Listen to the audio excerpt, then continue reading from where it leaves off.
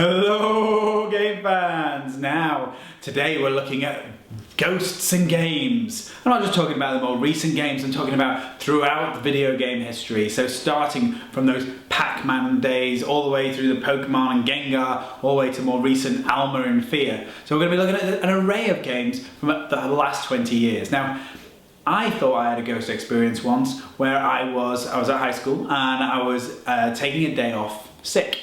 And I wasn't really sick, I was just taking a day off, but I was in bed and I was just lying in bed, and then all of a sudden there was a knock at the back door. I left it and then the door opened and then somebody came in and came up the stairs. I could hear them coming up the stairs to the top of the stairs, and I thought, oh no, it's teachers, they're coming to check on me, So I put on my old sickest voice as I walked out of the bedroom. I was like, hello, is there anybody there? To which my sister, who was also off, she came out of her room and she said, who was it? And I said, well, I don't know. So we looked around the house and there was nobody there.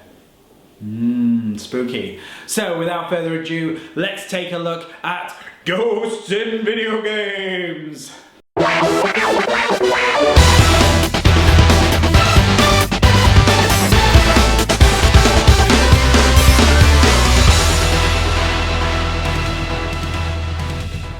The Pac-Man ghosts. For a lot of us, our first encounter with a ghost in video games was of course Pac-Man. This shouldn't be a surprise, as it was available on pretty much every major console out there and is still a popular game today, even with modern releases. The four ghosts in Pac-Man games were lovable because Pac-Man could easily turn the tables on them by eating a special fruit, causing the ghosts themselves to turn tail and run. Gengar from the Pokemon series. Throughout the many Pokemon games, ghost Pokemon have always been useful in battles, but Gengar is a special ghost. He's not just any ghost Pokemon, he's the original ghost Pokemon from the first 150 Pokemon. In the game, Gengar is portrayed as a mischievous shadow that loves to play practical jokes, whilst also being loyal to trainers that treat him well. Gengar recently got an upgrade as well. He got the Mega Evolution in the new Pokemon X and Y games as well. Boo from the Mario Brothers series. Have you ever heard of a shy ghost? Well, Mario has. Boo is the ghost from the Super Mario games that first appeared in the fan favourite Super Mario Bros. 3. What sets Boo apart from the other ghosts is that he'll only chase you when your back is turned. Otherwise, he covers his face and tries his best to hide from you. It's a cute reimagining of a ghost that could have only come from Nintendo. Alma Wade from Fear. Alma Wade was less of a ghost, more of a freakishly powerful superhuman being. As a powerful psychic, she was tortured and experimented on in laboratories for most of her life. Understandably, this left her mentally unstable and led her to attacking others and performing acts of evil that were certainly powerful pieces throughout the game. Whilst Alma wasn't your typical spectre, she certainly was haunting. The Chozo Ghosts from Metroid. Another Nintendo creation, the Chozo Ghosts were an intriguing enemy in the popular Metroid shooter. Whilst they might look like gangly grasshoppers, they're not to be messed with.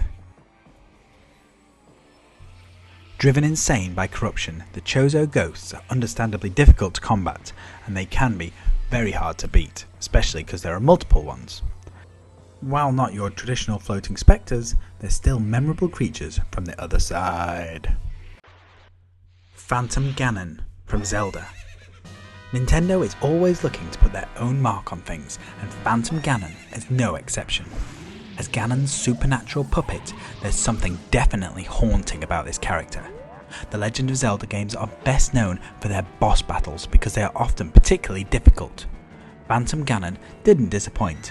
Appearing first in the N64 classic Ocarina of Time, he was one of the more disturbing and difficult bosses throughout the entire game.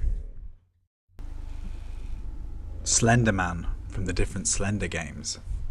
Nobody's quite sure what the Slender Man really is, but in Something Awful sequel to Slender, the 8 pages, he's pretty much a super freaky ghost.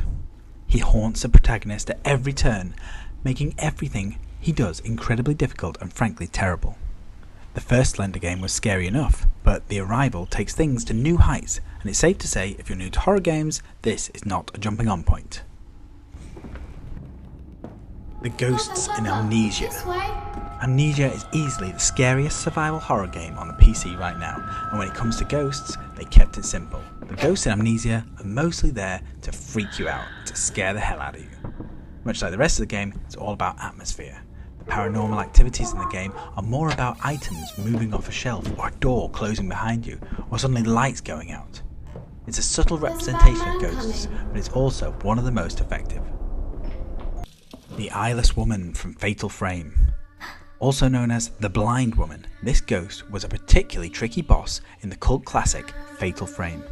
Like most ghosts, she had a pretty impressive backstory. She was to be part of a ritual, which is how she lost her eyes, but then befell a curse later on, which caused her corrupted soul to wander the mansion halls. Unlike many on this list, you have to battle this ghost as a boss while playing as Miku.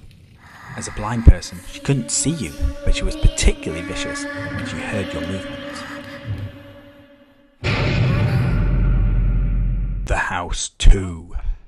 For decades, nothing has been more scary, yet more enticing than an abandoned haunted house. Well, The House 2 takes it to new heights and puts you in a black and white adventure that sees you unearthing secrets of the house's story. Thanks to sudden, shocking and frightening apparitions that appear in scenes throughout the game, The House 2 is one of the more traditional horror games that is genuinely scary, and if you're not careful, might make you cry like a little girl. So there you have it. Ghosts in video games. Games like Super Mario Bros. And Pokemon show us that ghosts can be fun and nice to deal with.